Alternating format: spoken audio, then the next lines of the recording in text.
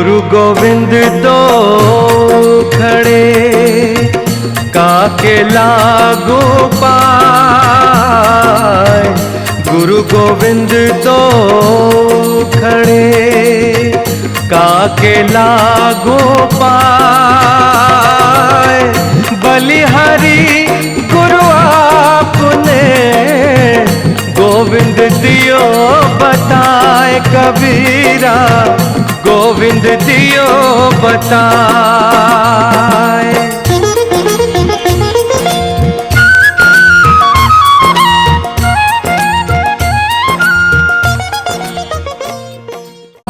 બોલો સદગુરુ દેવ કી જય। સદગુરુ આપણને સમજાવે છે માનવી ત્રણ પ્રકારના કર્મ કરતા હોય। આપણો જ કર્મ ત્રણ પ્રકારે વિભાજિત થાય। એક સંચિત કર્મ, એક પ્રારબ્ધ કર્મ અને એક ક્રિયમાન કર્મ। સંચિત કર્મ એટલે તમારા એકાઉન્ટમાં પડેલો ક્રેડિટ, જે તમારા એકાઉન્ટમાં જમા થયેલું છે, ફિક્સ ડિપોઝિટમાં પડેલું છે, એ સંચિત સમજો। તમારા ચાલુ ખાતામાં જે પડેલો છે એ પ્રારબ્ધ, અને તમે જે રોજ મહેનત કરીને જે મેળવો છો એનું નામ છે ક્રિયમાન। આ ત્રણેય પ્રકારના કર્મ જગતમાં હોય તો જે પ્રારબ્ધ છે ને એને આપણે ભાગ્ય કહીએ। એ ભાગ્ય છે ને એ પણ આપણું કર્મ જ છે, પણ આપણને કાઢીને વાપરવા માટે આપેલું છે। તમને ખ્યાલ નથી કે તમારા ચાલુ ખાતામાં કેટલું છે, તમારા સેવિંગ્સ એકાઉન્ટમાં કેટલું છે એની તમને ખ્યાલ નથી। ફિક્સ ડિપોઝિટની પણ ખબર નથી, કારણ અનંત જન્મોથી ચાલતું આવે છે, અને એમાંથી થોડુંક કાઢીને તમને આ જીવનમાં વાપરવા માટે ભાગ્યના રૂપે આપેલું છે। અને પછી તમે વર્તમાનમાં કરી રહ્યા છો મહેનત, એમાંથી પણ તમારું થોડુંક સંચિતમાં જાય છે। કેવી રીતે? તમને જેનો અહીં ફળ નથી મળતું, તમે કર્મ કર્યું પણ અહીં એનું ફળ નહીં મળ્યું, એ તમારું સંચિતમાં જઈને ભેગું થાય, એ ફરી તમને ક્યારેક મળશે। મનુષ્યનો કર્મ કોઈ દિવસ વ્યર્થ નથી જતો, એ કર્મનો એને ફળ તો મળતો હોય। તત્કાલ મળે, કાલાંતરે મળે, દરેક કર્મનો ફળ મળવાનો પણ સમય હોય છે। એટલે મનુષ્ય આજે ત્રણ પ્રકારના કર્મ કરે છે, આ ત્રણેય પ્રકારના કર્મમાં પણ એમના દોષ હોય તો કહે કે એવા દોષ પણ સદગુરુની કૃપાથી નષ્ટ થાય છે।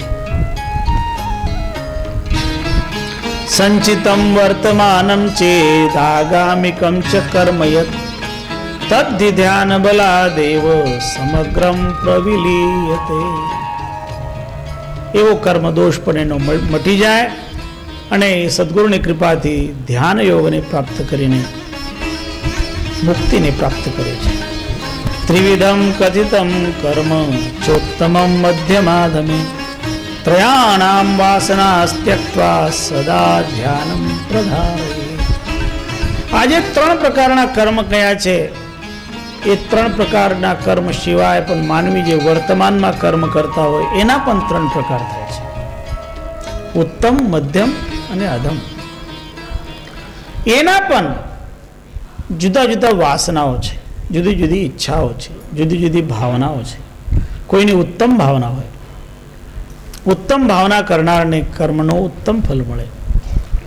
મધ્યમ ભાવના હોય, એનો મધ્યમ ફળ સામાન્ય સુખ મળે।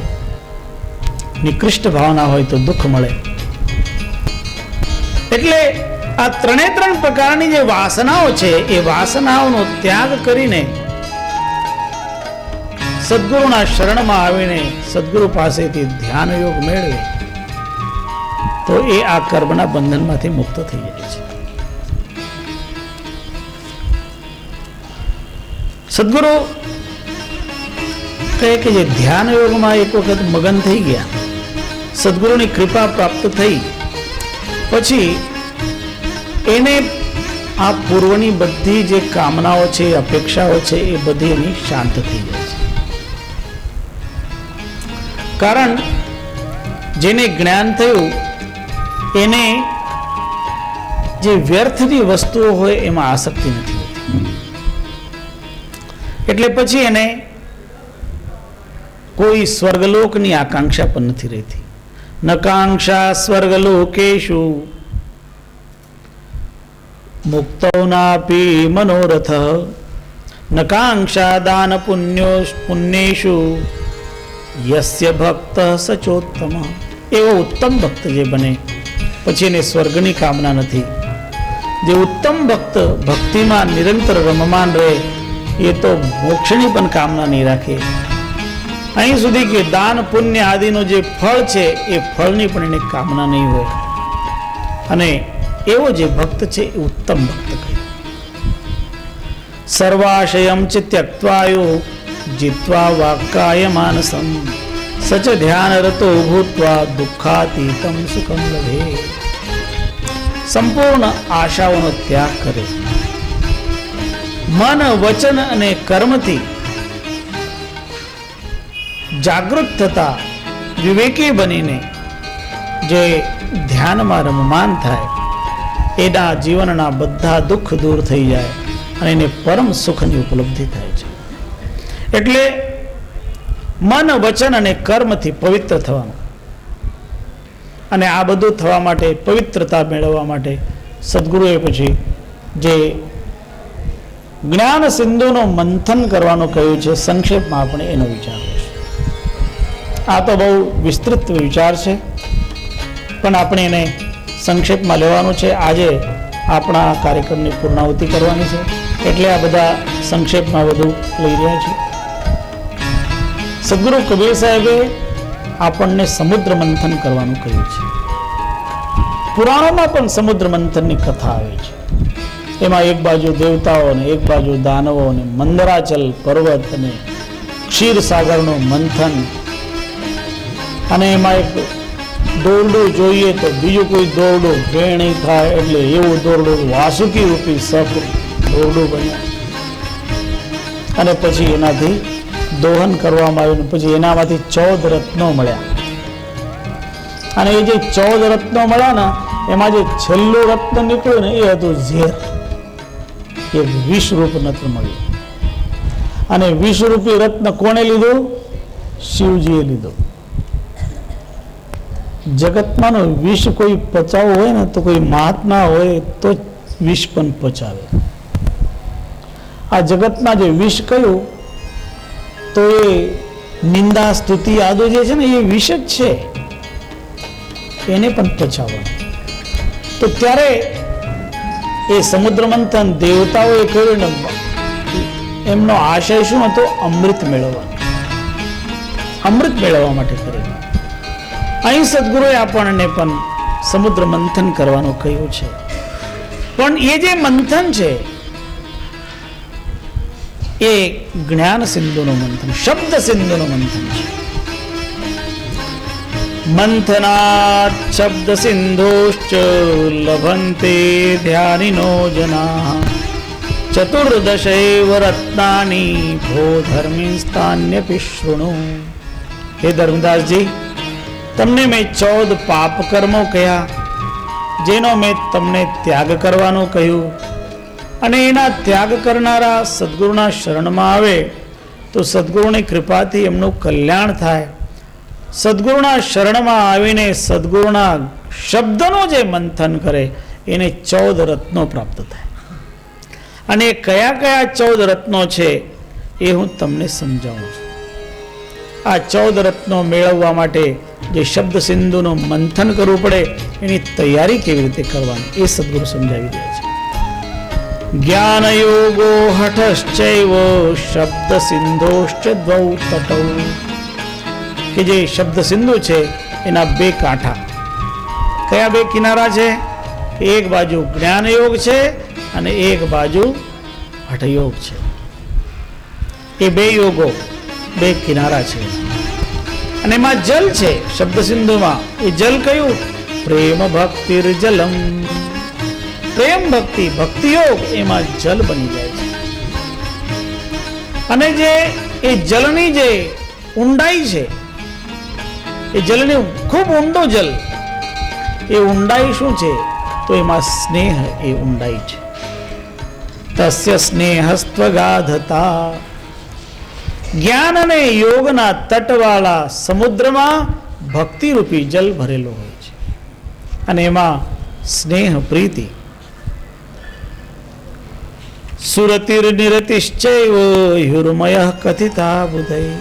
અને એ ભક્તિરૂપી જલમાં જે લહેરો ઉઠે, જે તરંગો ઉઠે, એ સુરત અને નિરતરૂપ તરંગો એમાં ઉઠતા. મુક્તા માનાદ્ય ભાવશ્ચ હંસાસ્તુ જ્ઞાનીનો જના. અને એ સાગરમાં જે વિહરણ કરતા હોય, વિચરણ કરતા હોય એવા જે હંસજનો છે, કોણ છે? માન આદિ ભાવથી મુક્ત થયા હોય એવા જે ભક્તજનો છે, એ હંસજનો છે. હવે આ શબ્દ સિંધુનું મંથન કરવું હોય તો એ મંથન કરવા માટે પહાડ જોઈએ, પર્વત જોઈએ. એ પહાડ શું છે? તો મંદાચલો મનઃ સ્થૈર્યમ. મનની સ્થિરતા રૂપી મંદાચલ છે.